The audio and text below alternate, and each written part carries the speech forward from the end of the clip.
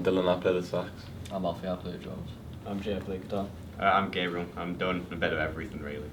Nice, nice. And together we form, come together and put all of our ideas in. So what's the band called? The Freak Live. The Free Life. Le Freak Live. Oh, The Free. Sorry. So, so what's the idea of the project or the final project? Yeah, so we were given a brief by John to basically do a final project that it was challenging at first, you know, it's challenging, it's hard, and also like something that would be a massive end of like, you know, final year thing. So we decided to do like a Nile Rodgers set, so it's like more or less a tribute, and it's sort of based off his Tiny Desk stuff that he does in his live performances, and it's all sort of different arrangements like than the actual original stuff. Cool. Yeah, so we thought that would be probably a good idea since it's challenging and you know it sounds good, I guess. The most. I'll be honest, I've got no clue. Where are you guys playing? Shapefolds is like the last, I think it's the last place we're playing. Yeah. But we're going to be doing the fire station as well. Nice. The Sheepfolds is like a fun night of various disco things that we're arranging. Yeah, we're getting like loads of different bands set up and like, I think we're getting a DJ. Yeah, getting that set up DJs. as well. Oh, that sounds really cool. Yeah. And then the fire station we're doing like tribute, so taking part of this tribute, and then I'm also doing an Eagles tribute as well, so we just kind of got a lot of tributes for one night at the fire station. Do you guys have fun with it? I mean, Oh yeah. yeah. Sometimes. There's a lot of time and effort Very. put into it, but it Oh, is so just- fun, I know- especially I when know most of my friends are music students, so I know. everything comes together and It's fun at like, the end when you see it Yeah. happening, but It's a bit difficult when you're like rehearsing and stuff, because Yeah, it would be a like bit you put it competitive. different. But, Yeah. but obviously it's the final product that matters, I suppose. Yeah. There's a lot of like songs that are, you know, straight into one another, so it's like always getting the transitions into one song. That's always like the most difficult yeah, part. yeah. I I'd forgot to say. mention we're doing like a medley. So I don't know if you know what a medley is. So it's more or less what Talia was saying. We're merging a load of songs together. So it's like, I don't know. It's a load of shorter versions of the songs, and they're all mixed together. Probably for me, it might be like Brian Fallon. He's like a artist from New Jersey. It's just the way he plays guitar and he sings. That's probably mine. I've got loads of different inspirations because I listen to like loads of different types of music, so it's like all over the place. Because I bounce play like different instruments, so it's like Pat from Weezer is a big influence for me. I didn't really choose it. I was just, as a child, I was like asked if I wanted to do like any lessons or anything. I just said, I'll just do guitar because my brother done it, and then just kind of done it since an early age. And then I was like, no, I'm quite a keen interest in this, and so I'll see where it goes. I don't really know, to be honest. It just kind of happened. Which is something I enjoyed. I just thought one day, you know what, I'll ask my mum to start doing drum lessons, and I just kept going from there. I hopefully do because I'm hopefully going to university to do like sound and music production, and so I want to be a sound engineer in a recording studio. That's where I see myself, so just hope I can get that job. I'd quite like to be a tutor and like teach other people how to play. That's something I'd really enjoy doing. Just don't care what people are thinking, just play and enjoy it, really. That's it.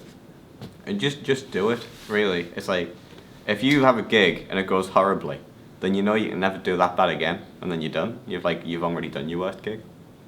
Personally, I listen to a lot of jazz and stuff, so probably be people like Cannonball Adderley and Charlie Parker, who are like just really good jazz musicians from the back in the day who played sax. I listen to a lot of different things. At the minute I'm listening to like sort of indie stuff. So like Arctic Monkeys and the Ratings and stuff, but it just depends, to be honest. Well, I've done music like more or less like 7 years now. So back in primary school, or was it? Yeah, primary school. Like I was doing a lot of performances with the school, and like one of the music teachers just said like, what's your plan then? Are you gonna do music? And I was like, well, I'm not sure, to be honest. And she said like, why not?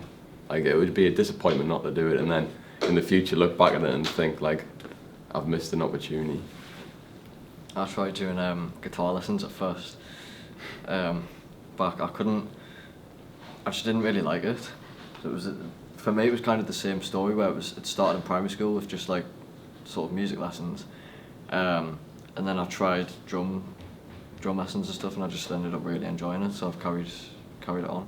Well, I'd like to see myself in the music scene. Like, I'm trying my best at the minute, and I think as a musician, it's good to like do a lot of things, and so like it's like a portfolio industry. So you need to do quite a lot of things to get the money. So I'd like to see myself like teaching, maybe doing a bit of sound, and then also like performing and doing session stuff to get the money that I need.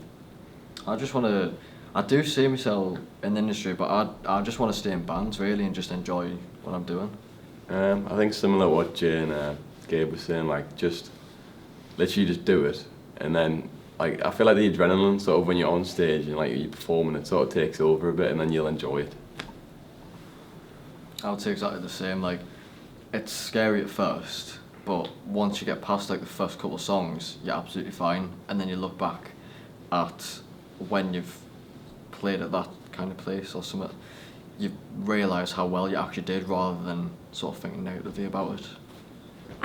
So I kind of have two. So I'm gonna say Sabrina Carpenter for one, because I feel like she's took a while to get where she is, but she's never stopped until she's got there. Like, she's always had objects in the way, but she's always overcome them and got to where she wanted to be. So I would say for that reason Sabrina, and I would also say Taylor Swift, because I do really love her music and all of her different genres, like all of her albums are different.